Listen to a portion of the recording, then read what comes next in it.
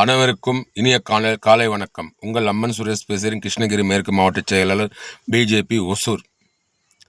தமிழக அமைச்சர் தம்பி ரமேஷ் அவர்களுக்கு ஒரு எச்சரிக்கை.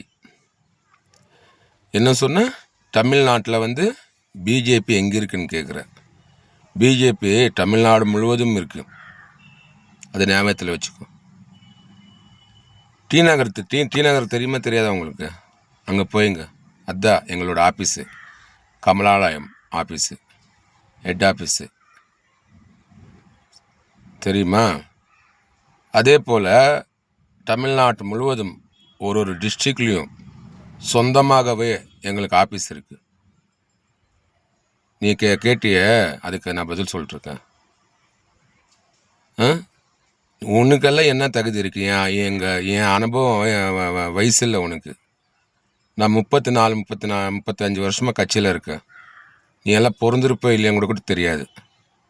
நீ எங்கள் பிஜேபி பற்றி நீ பேசுகிற. தகுதி இல்லாதவனுக்கு பதவி கொடுத்தா இப்படி தான், குரங்கு கையில் பூமாலை கொடுத்த மாதிரி. இன்னொன்று என்ன சொன்ன? கொள்கை எதிரியா? கொள்கைன்னு என்னன்னு தெரியுமா? கொள்கை எதிர்த்து பற்றி நீ பேசுகிற. சொல்லிட்டேன் நான். உங்கள் கொள்கை பற்றி 108 சீட்டு வாங்கினீங்க. டிஎம்கே அலைன்ஸில் இருந்தவங்கள, அவங்க ஜெயிச்சு டிஎம்கே ஆதரவோடு ஜெயித்தவங்கள நீங்கள் 5 காங்கிரஸ் எம்எல்ஏங்க விலைக்கு வாங்கினீங்க. 5, சரியா? 5 எம்எல்ஏக்கள். அப்புறம் கம்யூனிஸ்டில் ஒரு 4 எம்எல்ஏ வாங்கினீங்க. அப்புறம் இது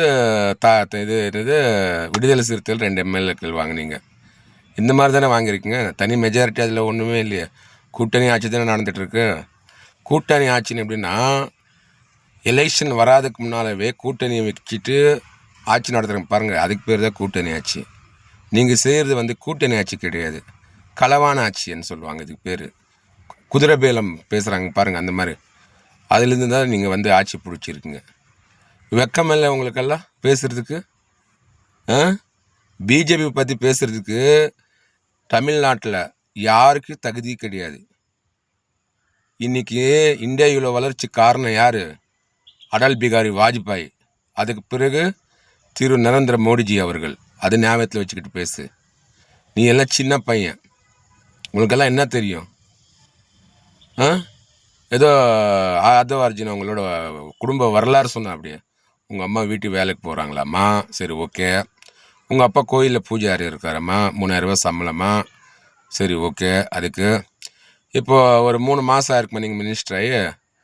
பழனிக்கு மொட்டை போட்டிங்களே, போயிட்டு 120 கோடியை 2 கோடிக்கு என்ன மாட்டையை போட்டிங்களே. நீ எல்லாம் பேசுகிற கொள்கத்தை பற்றி, பிஜேபி பற்றி. நாங்களும் ஆட்சியில் இருக்கோம்.